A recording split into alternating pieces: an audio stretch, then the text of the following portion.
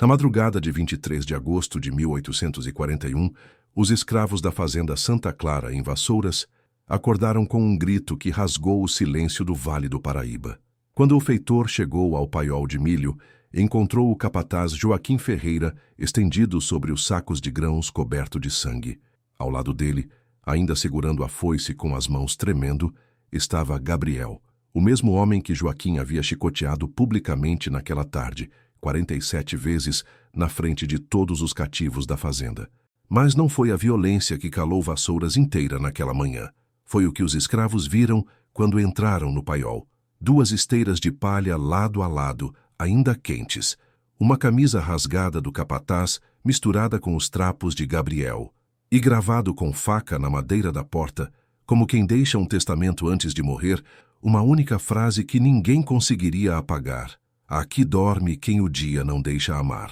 O barão de Vassouras ordenou que queimassem o paiol naquela mesma hora. Mandou enforcar Gabriel sem julgamento e pagou fortunas para que os jornais do Rio de Janeiro nunca mencionassem o ocorrido. Mas o silêncio não apaga a verdade. E o que aconteceu dentro daquele paiol durante 2 anos revela a face mais brutal e contraditória do Brasil escravista. A de um homem que durante o dia era o carrasco e durante a noite o amante do mesmo corpo que ele destroçava. Antes de continuar essa história que o Império tentou enterrar junto com os escravos de Vassouras, escreva nos comentários de qual país você está assistindo. E se você quer conhecer as histórias que os livros de história não contam, inscreva-se no canal e ative a campainha, porque o que você vai ouvir agora não é ficção. É um fragmento de realidade que sobreviveu nos diários proibidos de um padre, nas cartas de uma sinhá moça que testemunhou tudo e no relato de uma escrava que viu o que ninguém deveria ter visto. O que vai descobrir vai fazer você questionar tudo o que pensa, saber sobre poder, desejo e os limites da crueldade humana. Agora viaje comigo até Vassouras, província do Rio de Janeiro, no auge do ciclo do café, onde a riqueza jorrava como sangue da terra e onde os corpos que alimentavam essa riqueza não tinham direito nem mesmo a seus próprios desejos. Vassouras, janeiro de 1839. O sol do Vale do Paraíba caía como chumbo derretido sobre os cafezais. O ar estava tão denso que parecia mastigável, uma mistura de terra vermelha, suor de centenas de corpos negros e o cheiro doce e sufocante das flores de café que começavam a desabrochar. Era o início da colheita, a época em que os fazendeiros ganhavam fortunas e os escravos morriam mais rápido.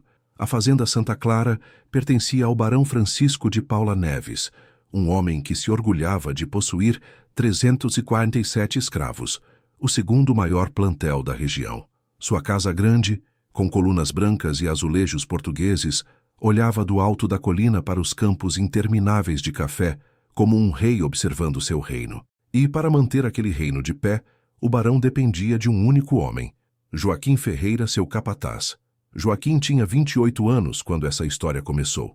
Era filho de portugueses pobres que tinham chegado ao Brasil sem nada e que morreram logo depois de desembarcar, vítimas da febre amarela.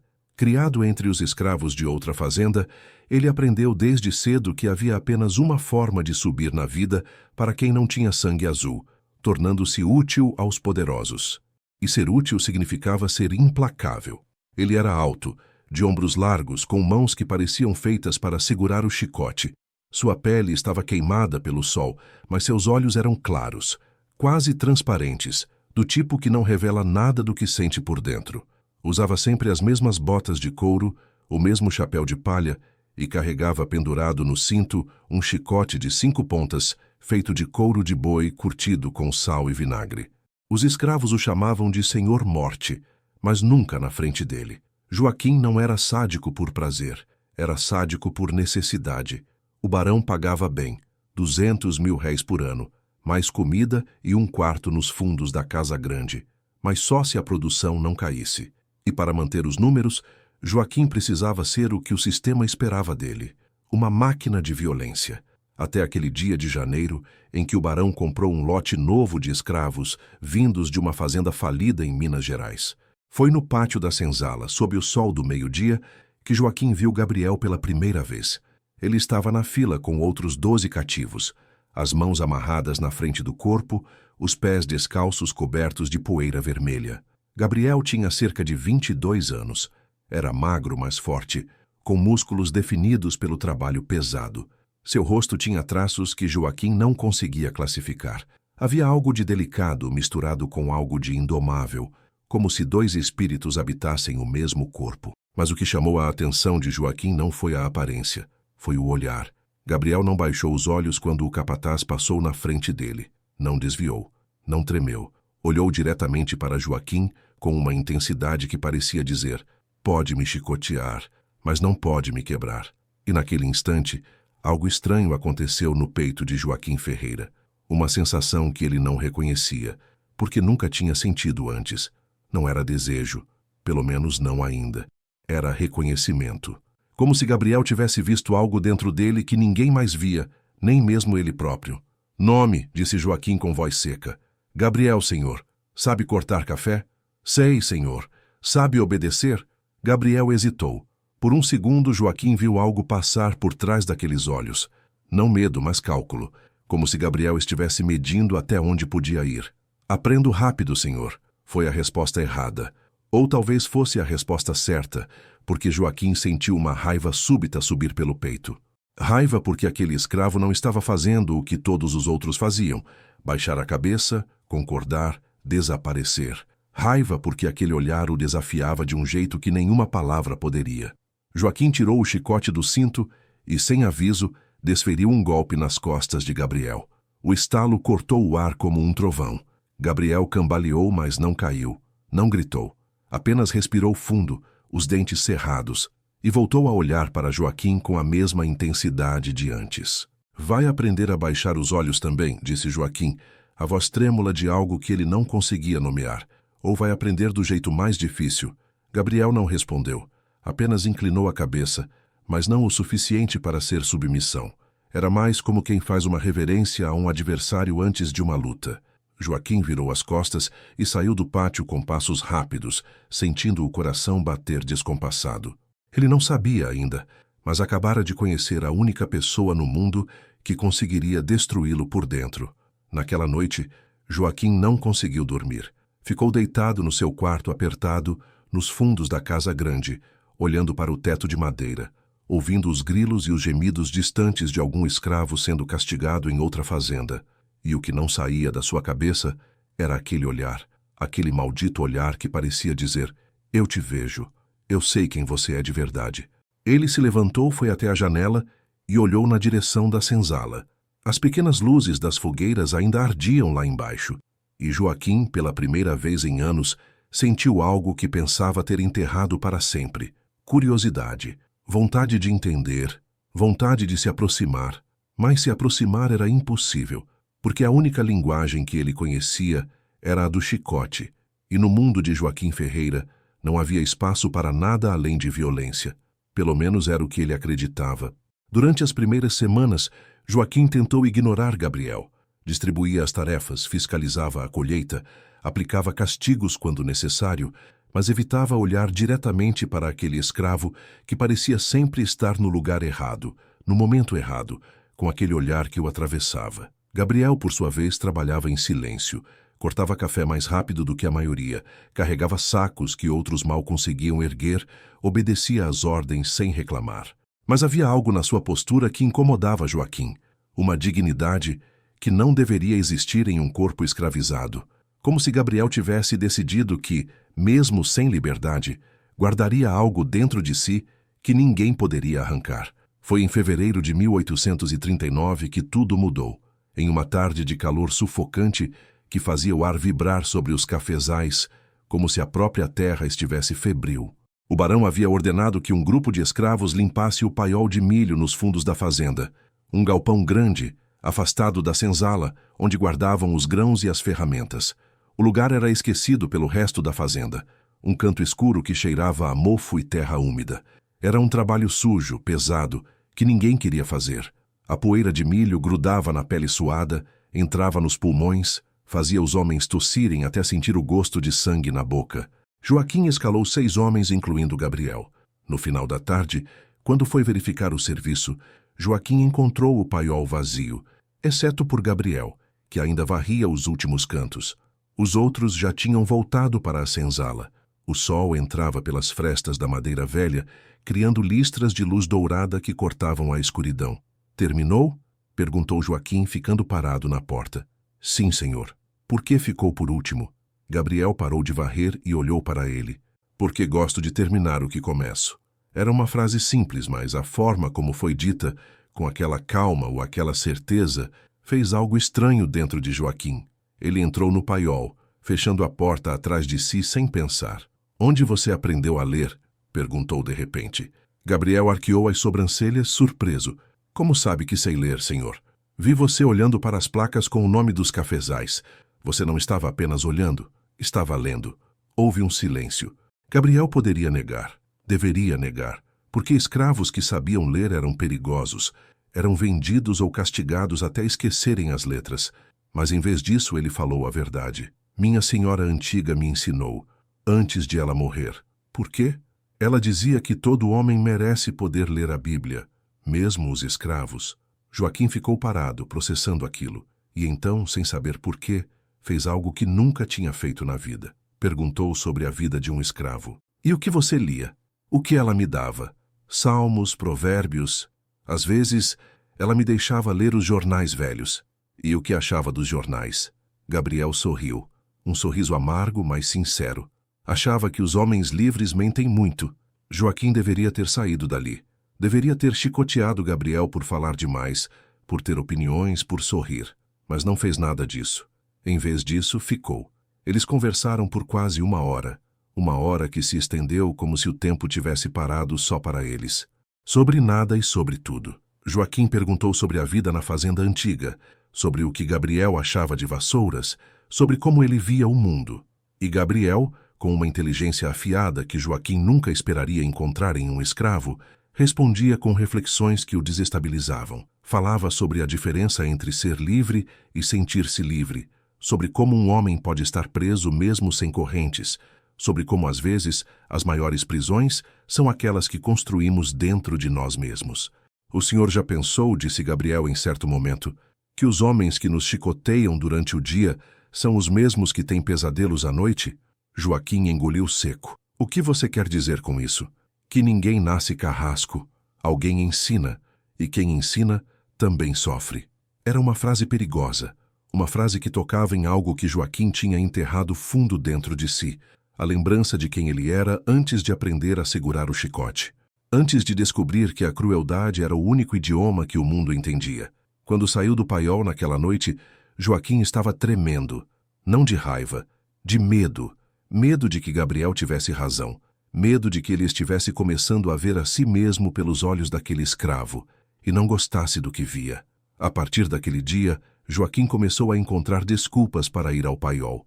Dizia que precisava conferir os grãos, organizar as ferramentas, verificar se havia ratos. Mas a verdade era outra. Ele precisava ver Gabriel. Precisava daquelas conversas que o faziam se sentir humano de novo. E Gabriel, que entendia perfeitamente o que estava acontecendo, não recusou. Talvez porque também precisasse daquilo. Ou talvez porque, de alguma forma torta e impossível, ele também estivesse começando a sentir algo que não deveria. Durante o dia, Joaquim continuava sendo o capataz brutal. Gritava, ameaçava, chicoteava quando necessário.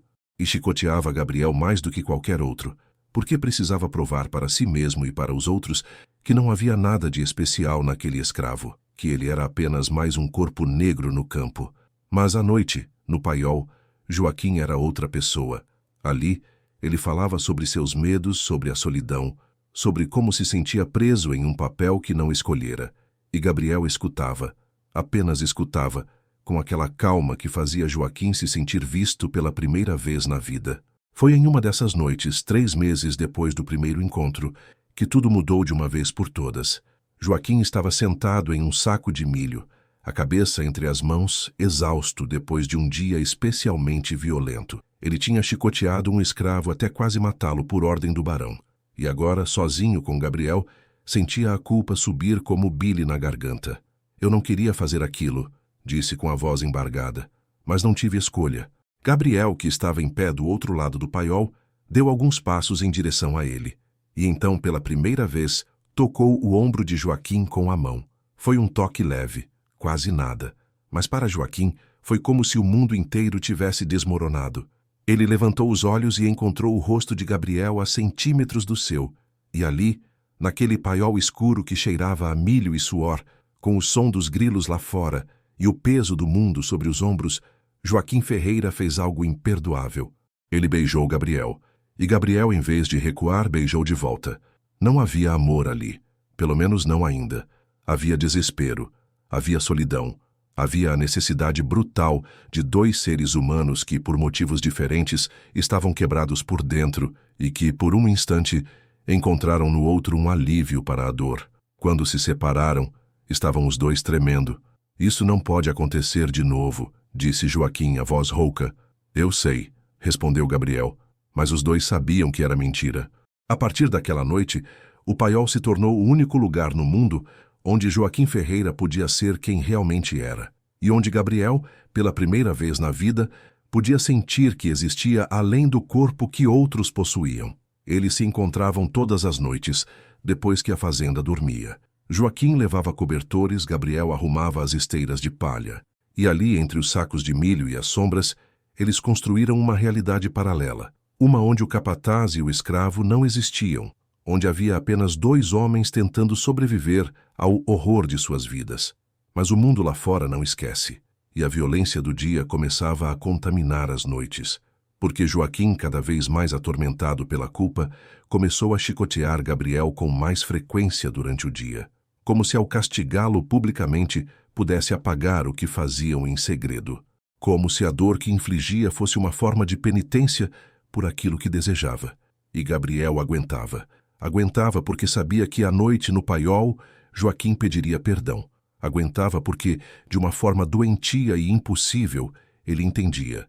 Mas havia um limite, e esse limite estava prestes a ser ultrapassado. Uma tarde de agosto de 1841, o barão ordenou que Joaquim fizesse um exemplo público para assustar os escravos que estavam cada vez mais inquietos com as notícias de rebeliões em outras fazendas.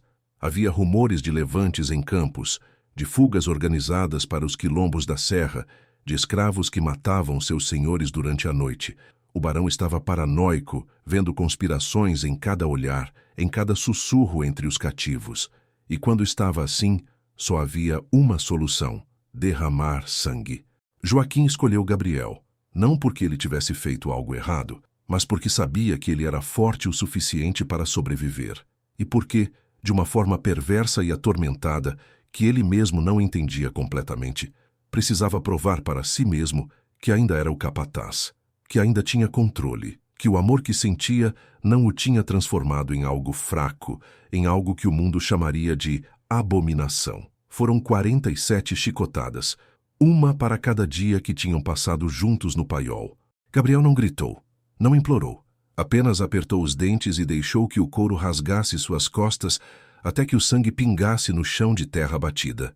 E quando terminou, quando Joaquim mandou que o soltassem, Gabriel olhou para ele, não com ódio, mas com algo pior, com decepção. Naquela noite Joaquim foi ao paiol como sempre, mas Gabriel não estava lá. Ele esperou, 1 hora, 2, 3, e quando finalmente desistiu e começou a sair, ouviu a voz de Gabriel atrás dele. Você me chicoteou porque me odeia ou porque me ama?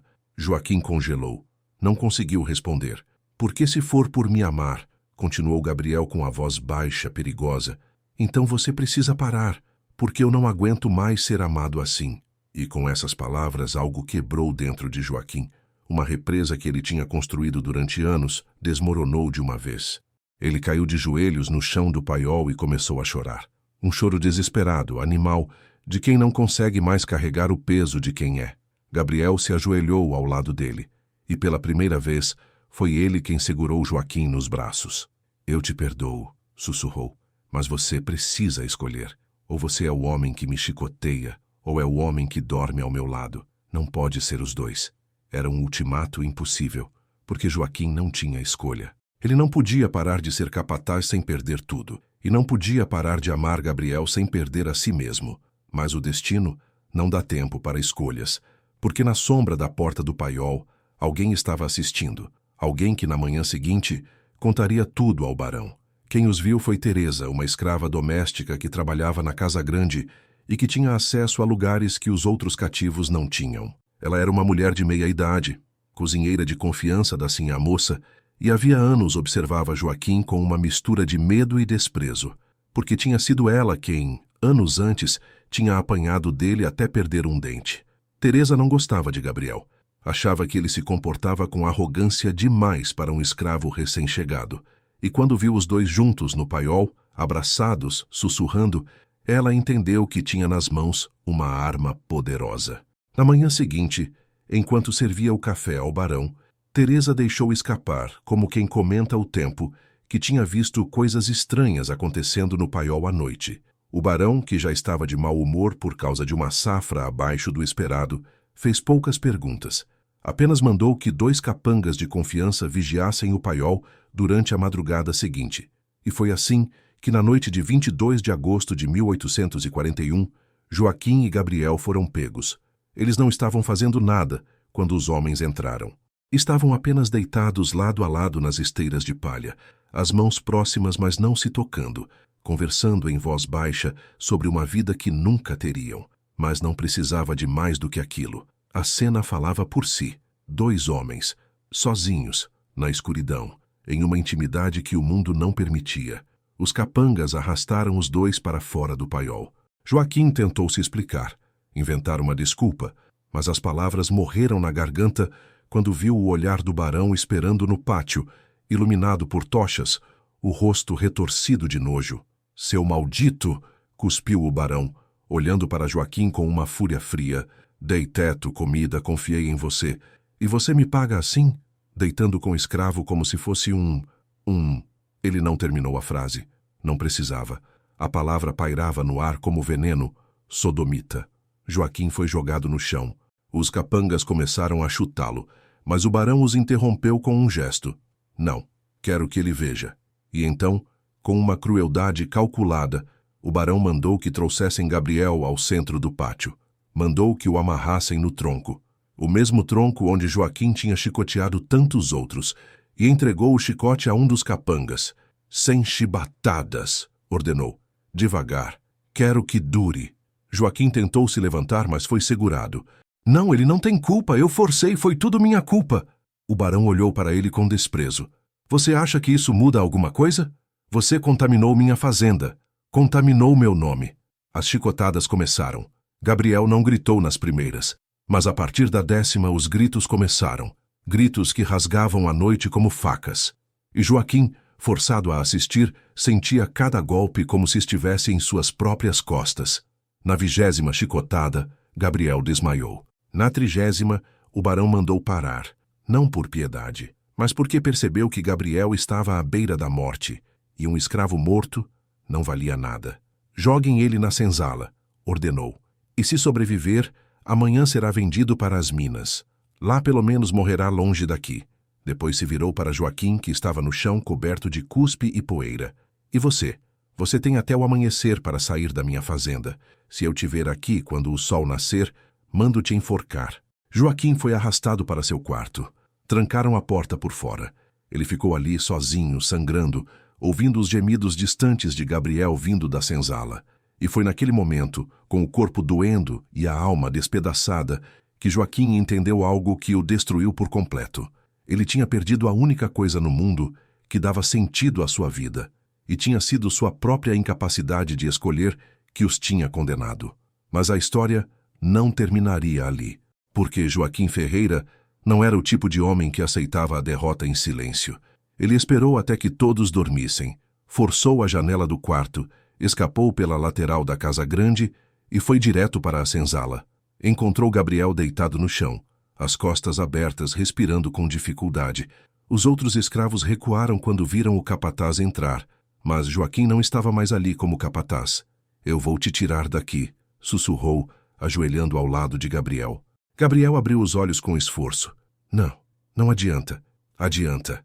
Eu vou te levar para longe, para o rio, para onde ninguém nos conheça. E como? Você acha que conseguimos fugir de uma fazenda vigiada? Joaquim não tinha resposta, mas tinha uma certeza.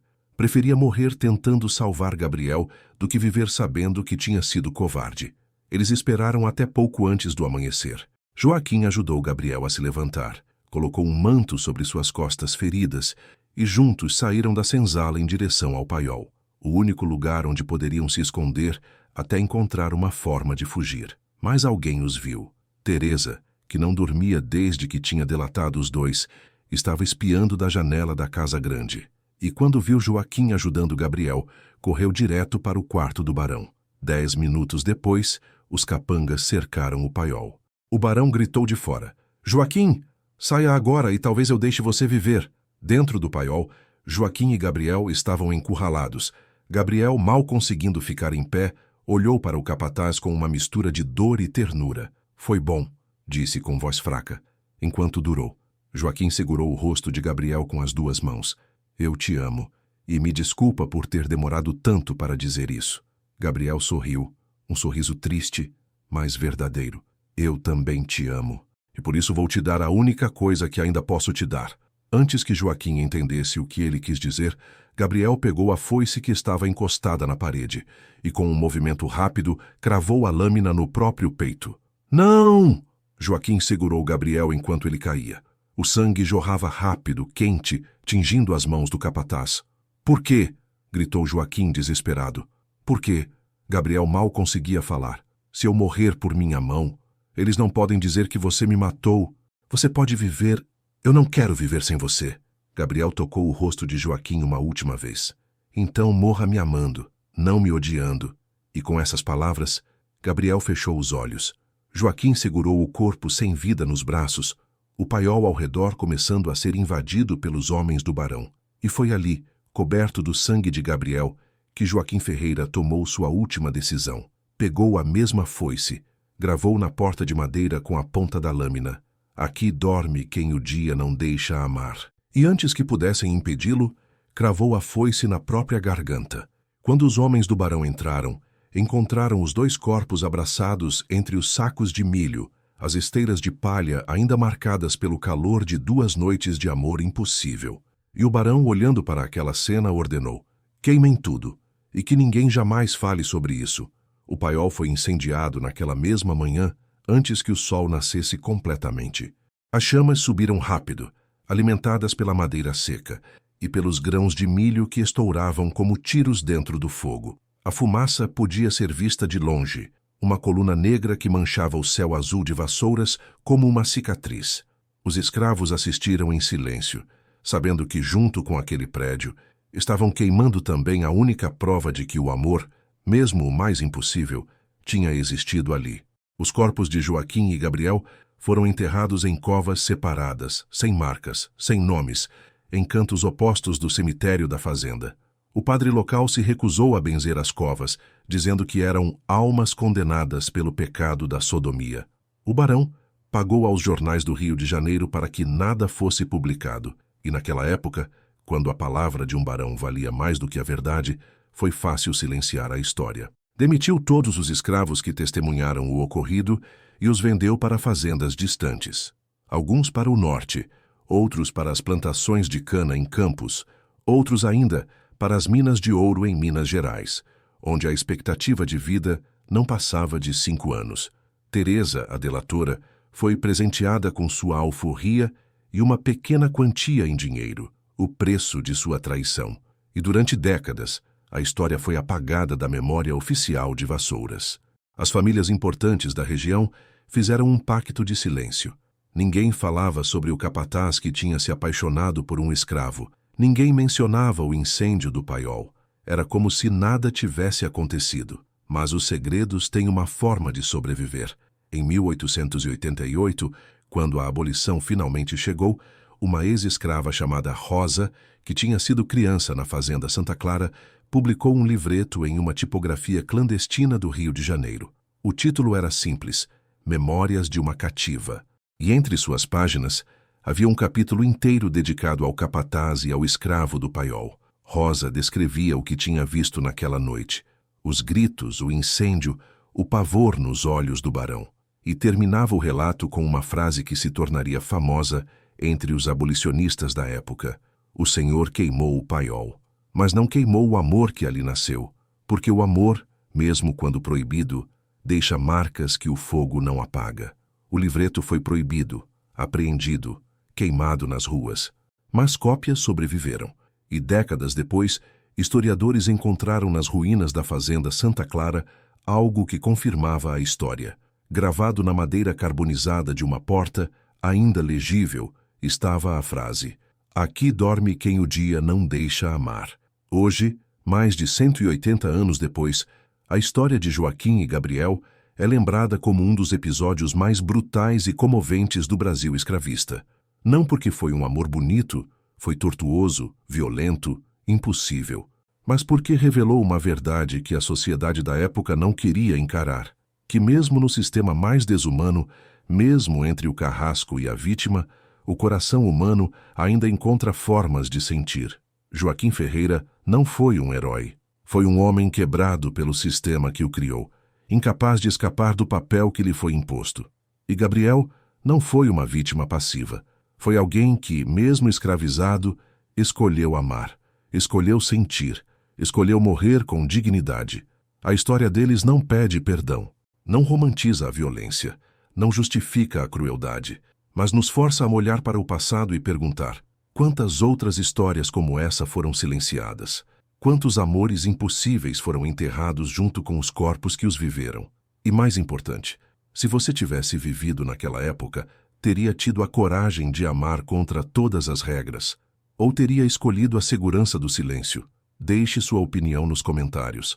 Você acha que Joaquim foi um monstro ou uma vítima do sistema? Gabriel deveria ter fugido ou fez certo em ficar? E o barão foi apenas cruel ou estava defendendo o que sua época considerava moral? Se essa história te fez pensar, se te incomodou, se te tocou de alguma forma, inscreva-se no canal, ative a campanita e compartilhe com quem não tem medo de olhar para o passado sem filtros, porque a história não é feita só de heróis e vilões. É feita de seres humanos complexos, contraditórios, que amaram e sofreram dentro dos limites que o mundo lhes impôs. E às vezes, as histórias mais verdadeiras são aquelas que nunca deveriam ter acontecido.